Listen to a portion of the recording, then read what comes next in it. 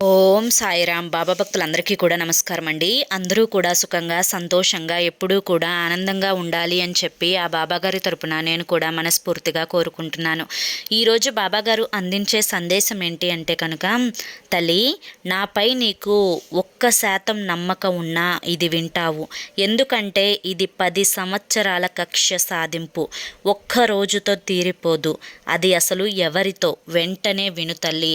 లేకుంటే నిజంగా నీ కర్మే అని చెప్పి చెప్పుకోవాలి అని చెప్పి ఏదో తెలియని సందేశంతో ఈరోజు బాబాగారు మన ముందుకు వచ్చారండి.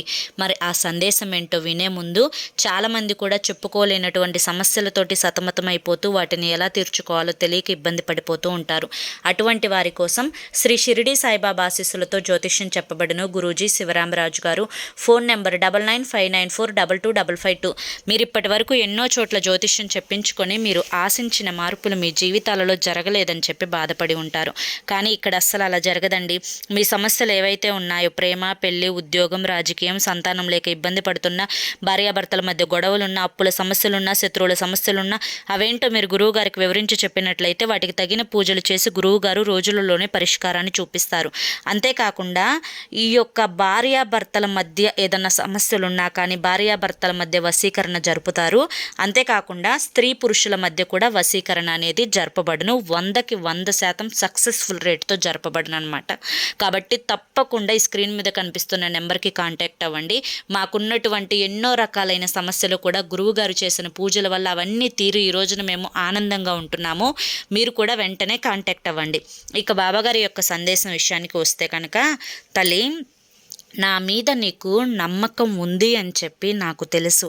అయినప్పటికీ కూడాను నా మీద నీకు 1% నమ్మకం ఉన్నా కానీ ఈ వీడియోని చివరి వరకు చూస్తావు. ఎందుకు అంటే ఇది కేవలం నీ జీవితంతో ముడిపడిన సందేశం కాబట్టి. ఈ యొక్క సందేశంలో కొన్ని ప్రశ్నలు తలెత్తుతాయి. ఆ ప్రశ్నలేంటో నీ ద్వారా నేనే వేస్తాను. అంతేకాకుండా వాటికి సమాధానాలు కూడా నేనే చెప్తాను. అంతేకాకుండా నువ్వు రాబోయే నష్టాల నుంచి, కష్టాల నుంచి ఏ విధంగా తప్పించుకోవచ్చు అనేది కూడా నేనే చెప్తాను. బిడ్డ, పూర్తిగా చెప్పుకోవాలి అంటే కనుక ఈ సందేశం కేవలం నీ కోసం మాత్రమే చెప్పబడుతుంది. ఇది 1 సంవత్సరం నుంచి మొదలైంది కాదు, లేదా 2 సంవత్సరాల నుంచి మొదలైంది కాదు. ఇది దాదాపుగా 10 సంవత్సరాల నుంచి జరుగుతున్న కక్ష్య సాధింపు చర్య.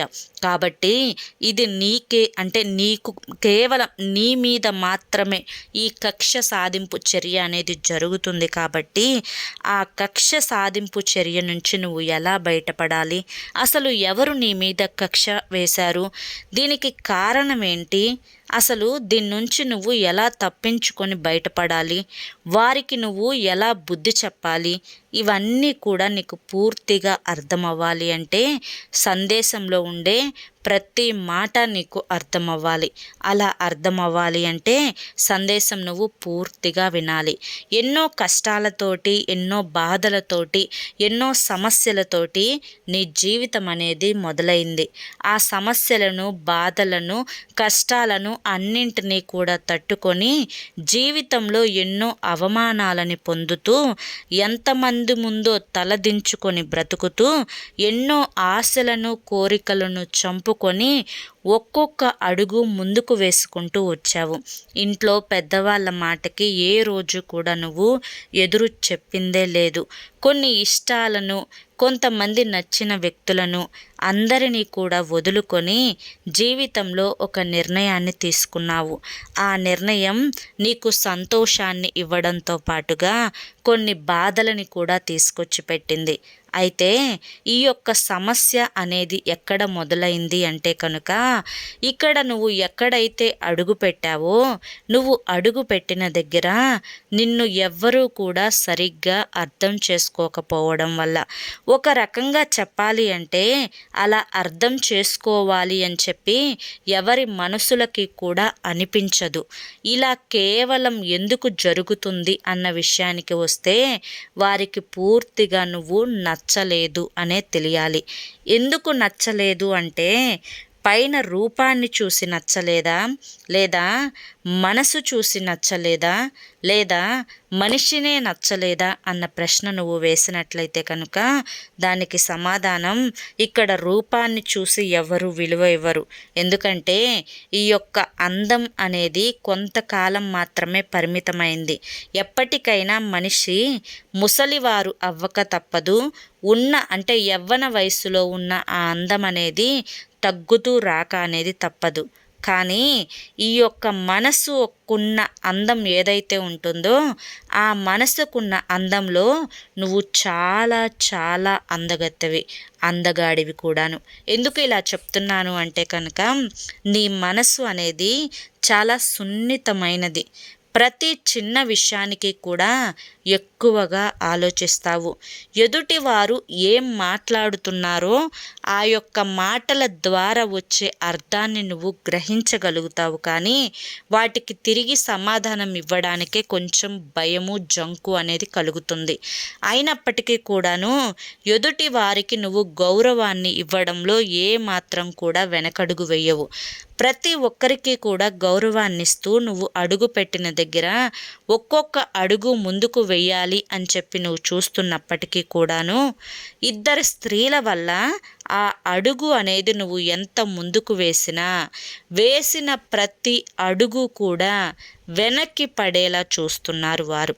దానికి కారణం కేవలం నిన్ను వారు చూడలేకపోవడం వల్ల, నీ మీద ఈర్ష్య ఉండడం వల్ల, నీ మీద అసూయ ఉండడం వల్ల, నీ యొక్క రూపాన్ని చూడలేక, నీ యొక్క మంచి మనసుని చూడలేక ఇదంతా జరగడం లేదు. దీనికి కారణం ఏంటి అంటే కనుక గతంలో వారు నీ కుటుంబంలో ఒక సభ్యుని ద్వారా చాలా లాభాలను పొంది ఉన్నారు. ఆ యొక్క లాభాలను వారికి అనుకూలంగా మార్చుకొని వారి యొక్క కీర్తిని, ప్రతిష్టలను పెంచుకున్నారు. అంతేకాకుండా నీ కుటుంబంలో ఉన్న వ్యక్తుల ద్వారా ధనాన్ని కూడా వారు సంపాదించుకున్నారు. వారి యొక్క ఖర్చులకు నిమిత్తం, వారి యొక్క అవసరాలకు నిమిత్తం నీ కుటుంబంలో ఉన్న ఒక వ్యక్తి ద్వారా చాలా రకాలైన కోరికలను తీర్చుకున్నారు. చాలా రకాలుగా సంతోషాలని అనుభవించారు. ఇవి అన్నీ కూడా కేవలం నువ్వు అడుగు పెట్టడం వల్ల దూరం అయ్యాయి అన్న ఒకే ఒక్క ఆ ఉద్దేశంతో నిన్ను వారు చూడలేకపోతున్నారు. దానంతటికీ కూడా కారణం ఇదే. అయితే దీనివల్ల వారు పొందే లాభం ఏంటి అంటే కనుక నిన్ను వారితో పాటు సమానంగా ఊహించుకోలేకపోవడం, అంతేకాకుండా నీ దగ్గర ఉన్న ప్రత్యేకమైన గుర్తింపు, నీకున్న రూపం, అంతేకాకుండా నీకున్న ఆ టాలెంట్ ఏదైతే ఉందో, అంటే వారికి చేతగానిది నీకు చేతనైనది ఏదైతే ఉందో అది వారు జీర్ణించుకోలేక నలుగురు ఎదుట నిన్ను తప్పుడు దాన్ని చెయ్యాలి అని చెప్పి చూస్తున్నారు.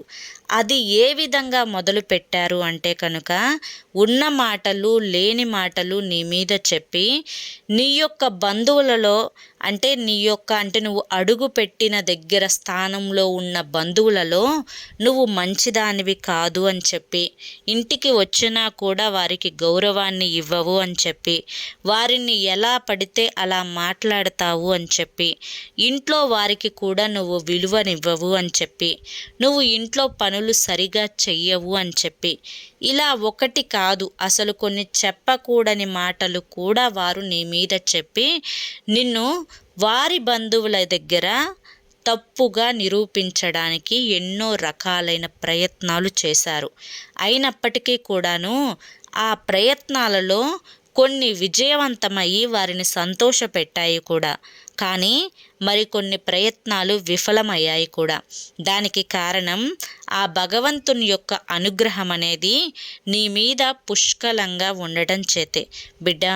కనుకనే మనిషి ఎప్పుడూ కూడా ఆ యొక్క మనస్సు యొక్క చేసే మంచి ఆలోచనను దూరం చేసుకోకూడదు. చేతులు ఎప్పుడూ కూడా ఎదుటి వారికి సహాయం చేయడానికి మాత్రమే కాకుండా ఎదుటి వారి యొక్క కన్నీటిని తుడవటానికి కూడా ఉపయోగించాలి. అలా ఎవరైతే చేస్తారో వారిని భగవంతుడు ఎప్పుడూ కూడా ఓ కంట కనిపెడుతూనే ఉంటారు. అయితే ఇక్కడ వారు నిన్ను చూడలేకపోవడం వల్ల నువ్వు చేస్తున్న పనిలో ఏదో ఒక ఆటంకాన్ని కలిగించాలి అని ఎన్నో రకాల ప్రయత్నాలు చేశారు. నిన్ను తప్పుగా నిరూపించాలి అని, నిన్ను నీ బంధం నుంచి దూరం చెయ్యాలి అని చెప్పి కూడా ఎన్నో రకాల ప్రయత్నాలు చేశారు. అయినప్పటికీ కూడాను నువ్వు నమ్మిన దైవం ఎప్పుడూ నీకు అన్యాయం చేయదు కనుక ఆ దైవం నీ యందు తోడు ఉంది కాబట్టే ఈ రోజున నువ్వు కాస్తో కూస్తో ధైర్యంగా నిలదొక్కుకోగలిగావు. కొన్ని విషయాలను గ్రహించావు. కొంతమంది మనుషుల వ్యక్తిత్వాలను కూడా తెలుసుకున్నావు. ఎవరు ఎటువంటి వారు అని నీకు పూర్తిగా ఆధారాలతో సహా తెలిసిపోయింది. అయినప్పటికీ కూడా ఇప్పటికీ కూడా వారు నిన్ను ఎక్కువగా వాడుకునే ప్రయత్నం చేయడం, వారి అవసరాల కోసం నిన్ను ఒక పాములాగా వాడుకోవడం, వారి అవసరం తీరిపోయిన తర్వాత నిన్ను ఒక డస్ట్బిన్లో పడేసే వస్తువులాగా చూడడం, ఇవన్నీ కూడా జరుగుతూ ఉన్నాయి. ఇప్పటికీ నువ్వు వారు నాతో ఉంటే నాకు విలువ పెరుగుతుంది, వారు నాతో ఉంటే నాకు ధైర్యంగా ఉంటుంది, వారు నాతో ఉంటే నలుగురిలో నాకంటూ ఒక గుర్తింపు ఏర్పడుతుంది అన్న ఉద్దేశంతో వారి కింద ఒక మెట్టు దిగుతూనే వస్తున్నావు.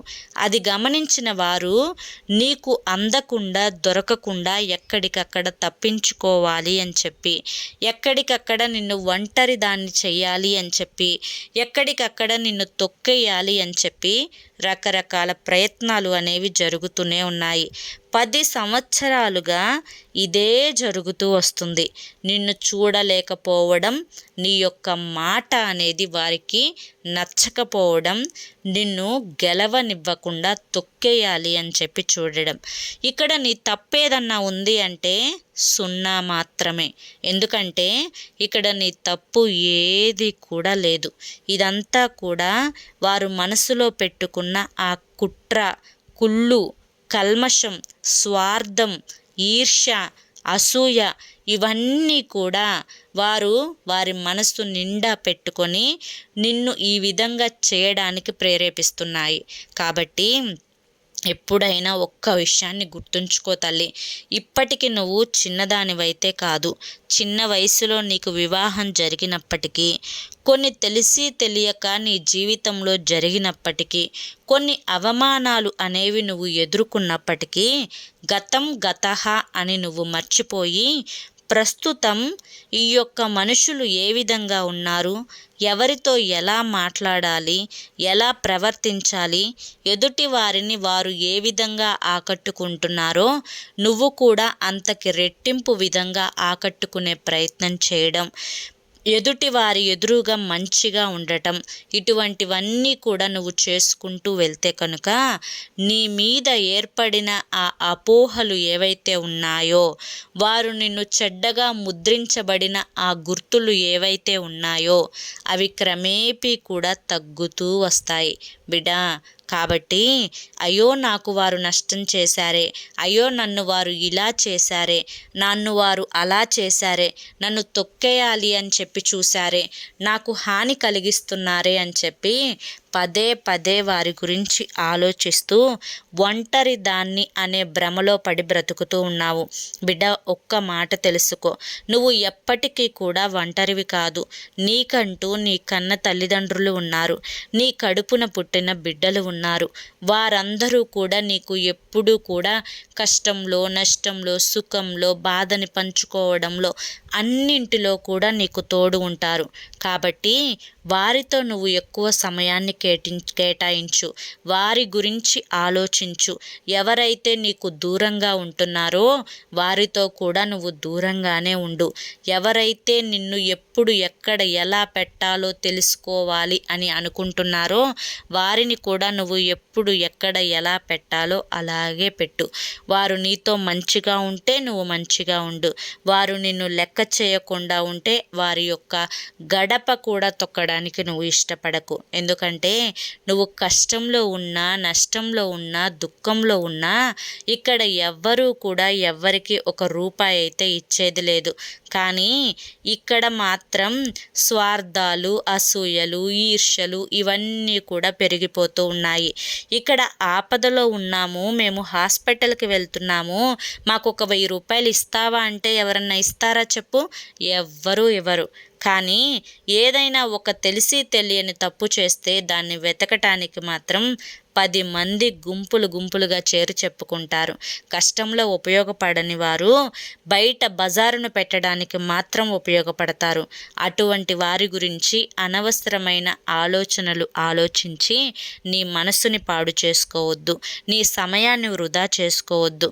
నీకంటూ భగవంతుడు ఇచ్చిన ఈ జీవితాన్ని కేవలం ఎవరి ఆలోచనలతోటో నీ యొక్క జీవితంలో ఉన్న సమయాన్ని మొత్తాన్ని కూడా వృధా చేసుకోకు. ఇక్కడ ఇది నీ జీవితం, నువ్వు సంతోషంగా గడపాలి, ఆనందంగా గడపాలి, ప్రతి నిమిషాన్ని కూడా ఆనందంగా అనుభవించాలి. ఏ వచ్చే కష్టాన్ని నువ్వు ఆపలేవు, ఏ నష్టాన్ని కూడా నువ్వు తట్టుకొని నిలబడగలిగావు ఇప్పటి వరకు. ఇక రాబోయే కష్టాలని నువ్వు ఆపాలి అని చెప్పి అనుకున్నా అవేంటో కూడా నీకు ముందుగా తెలియదు. కాబట్టి ఎటువంటి కష్టాలు, నష్టాలు, బాధలు, దుఃఖాలు, అనారోగ్య సమస్యలు ఇవి ఏవి కూడా రాకుండా చూసుకునే పూర్తి బాధ్యత నాది. మరి నీ యొక్క బాధ్యత ఏంటో చెప్పమంటావా? జనాల మనసుని గ్రహించి ఎవరైతే గతంలో నిన్ను అవసరాలకి వాడుకొని మళ్ళీ నీకు అవసరమైనప్పుడు నిన్ను దూరం పెట్టారో వారికి మొదట నువ్వు దూరంగా ఉండు. వారితో ఎప్పుడూ కూడా మనవారే అని చెప్పి మనసులో కూడా అనుకోకు. ఏ విషయాలు కూడా వారితో చెప్పుకోకు. అవి మంచి అయినా చెడైనా, సంతోషంగా ఉండే వార్తలైనా, బాధాకరమైన విషయాలైనా వారికి చెప్పుకోవడం వల్ల నీకు అలుసు ఏర్పడడం తప్పితే వారు నిన్ను ఆ కష్టం నుంచి బయటపడే ప్రయత్నం ఎప్పటికీ కూడా చేయరు. కాబట్టి అటువంటి వారికి ఎంత దూరంగా ఉంటే అంత మంచిది అన్న విషయాన్ని నువ్వు తప్పకుండా తెలుసుకొని తీరాలి. బిడ్డా, ఇది 1 సంవత్సరం 2 సంవత్సరాల నుంచి జరుగుతున్న ఈ యొక్క కక్ష సాధింపు ఈ యొక్క సంవత్సరం 2 సంవత్సరాలతో వెళ్ళిపోదు. ఇది 10 సంవత్సరాల నుంచి జరుగుతుంది. నువ్వు ఈ ఇంట అడుగు పెట్టిన దగ్గర నుంచి జరుగుతుంది. కాబట్టి ఒక్క రోజులో ఏది మారిపోదు. ఇప్పటి వరకు ఎన్నో రకాలుగా మానసికంగా ఎన్నో ఇబ్బందులు పడ్డావు. 4 గోడల మధ్య నలిగిపోయావు. ఒంటరిగా జీవితాన్ని అనుభవించలేక మానసికంగా ఆలోచించుకొని ఎన్నో రకాలైన అనారోగ్య సమస్యలను కూడా తెచ్చుకున్నావు. కనీసం ఇంట్లో నా పార్ట్నర్ కూడా నా మాట వినడం లేదే అని చెప్పి మానసికంగా కుంగిపోయావు. ఎవరికి చెప్పుకోవాలో తెలియక ఏకాకి జీవితాన్ని అయితే అనుభవించుతూ వచ్చావు. కానీ ఇకపై అలా జరగకుండా ఉండాలి. కాబట్టి అటువంటి కక్ష సాధింపు ఎవరైతే నీ మీద చేస్తున్నారో వారికి మాత్రం నువ్వు దూరంగా ఉండు. నా మీద నీకు ఏమాత్రం నమ్మకం ఉన్నా, ఏమాత్రం గౌరవం ఉన్నా ఈ క్షణం నుంచి నువ్వు తెలుసుకోవాల్సింది ఏంటి అంటే కనుక నిన్ను నువ్వు ప్రేమించుకోవడం, నిన్ను నువ్వు జాగ్రత్తగా చూసుకోవడం, నీకు చక్కగా టైంని నీకు నువ్వు ఇచ్చుకోవడం, టైంకి ఆరోగ్యకరమైన ఆహారాన్ని తీసుకోవడం, జాగ్రత్తగా ఇల్లు వాకిళ్ళు శుభ్రపరచుకోవడం, చక్కగా ఏదన్నా వ్యాపారం ఉద్యోగం ఉంటే వాటి మీద శ్రద్ధ పెట్టి వాటిని చూసుకోవడం, ఎటువంటి చెడు అలవాట్లకు అలవాట్లకు దగ్గర కాకుండా దూరంగా ఉండడం, ఎప్పుడు ఏ రకమైన ఆలోచనలతోటి మనసు పాడు చేసుకోకుండా మనసుని ప్రశాంతంగా ఉంచుకుంటూ జీవితంలో ఒక్కొక్క అడుగు ముందుకు వేసుకుంటూ వెళ్ళడం, చేసే పనిలో శ్రద్ధను పెట్టి ఆ పనిలో విజయం రావడం కోసం ఏ ప్రయత్నాలు చేయాలో అవన్నీ కూడా చేస్తూ వెళ్ళడం, ఇలా కోపాన్ని కాస్త ఆవేశాన్ని వీటన్నింటినీ కూడా తగ్గించుకొని వేసే ప్రతి అడుగు కూడా 10 సార్లు ఆలోచించి వేస్తే నీ జీవితంలో సమస్యలు దాదాపుగా తీరిపోతాయి. బిడ్డ, నీ మీద నరఘోష కూడా చాలా ఎక్కువగా ఉంది. ఆ నరదిష్టిని తొలగించుకోవడం కోసం ప్రతిరోజు రాత్రి పడుకునే ముందు ముందు రాళ్ళ ఉప్పుతో దిష్టి తీసివేసుకుంటూ ఉండు. దీనివల్ల చాలా రకాలుగా ఉన్న నీ యొక్క నరదిష్టి అనేది పూర్తిగా తొలగిపోతుంది. ఎప్పుడైనా సోమవారం శివుడికి అభిషేకం చేయించుకుంటూ ఉండు. నిత్యం దైవనామ స్మరణ జపన చేసుకుంటూ ఉండు. ఇలా చేసుకోవడం వల్ల మానసికమైన ఆరోగ్యంతో పాటు శారీరకమైన ఆరోగ్యం నీ సొంతం అవుతుంది. అంతేకాకుండా ఆ ధనలక్ష్మి యొక్క అనుగ్రహం అనేది నీ మీద పుష్కలంగా పడుతుంది. మరి ఆ కక్ష సాధింపు చేసే వాళ్ళకి మాత్రం ఆమడ దూరంలో ఉండటం మర్చిపోకు అని చెప్పి ఈరోజు బాబాగారు మనకి చాలా చక్కటి సందేశాన్ని అందించారండి. మరి ఈ సందేశంలో ఎంతో గొప్ప ఆంతర్యం ఉంది, మనం అర్థం చేసుకోవాలే. కానీ మరి ఈ సందేశంలో ఉండే ఆంతర్యం మీ జీవితానికి కనుక దగ్గరగా ఉంటే కింద కామెంట్ సెక్షన్లో ఎస్ 100% అని చెప్పి కామెంట్ చేయండి. ఓం సాయిరామ్ అని చెప్పి కూడా టైప్ చేయండి. మరి ఈ యొక్క వీడియోకి ఖచ్చితంగా ఒక లైక్ ఇవ్వండి. లైక్ ఇచ్చిన వెంటనే ఇప్పుడు కొత్తగా హైప్ అనే సింబల్ వస్తుంది మనకి యూట్యూబ్లో. హైప్ ఇచ్చి ఆ కింద పాయింట్స్ మీద క్లిక్ చేస్తే ఈ వీడియోకి కొన్ని పాయింట్స్ అనేవి యాడ్ అవుతాయి. దాని ద్వారా ఉపయోగం ఏంటి అంటే కనుక మన వీడియో అనేది మరి కొంతమంది బాబా భక్తులకు వెళ్ళి చేరుతుందన్నమాట. దానివల్ల మీరు కొంచెం పుణ్యకార్యం చేసినట్లు అవుతుంది. కాబట్టి తప్పకుండా వీడియోకి లైక్ ఇచ్చి హైప్ చేయండి. మొదటిసారి మన ఛానల్లోకి వచ్చినట్లయితే మన ఛానల్ని సబ్స్క్రైబ్ చేసుకుని సపోర్ట్ చేయండి. రేపు మరొక మంచి వీడియోతోటి మళ్ళీ కలుసుకుందాం. అంతవరకు కూడా బాబాగారి యొక్క ఆశీస్సులు అనేవి మీ మీద, మీ కుటుంబ సభ్యుల మీద ఎల్లకాలం ఉండాలి అని చెప్పి మనస్ఫూర్తిగా కోరుకుంటూ సర్వే జన సుఖినో భవంతు. ధన్యవాదములు.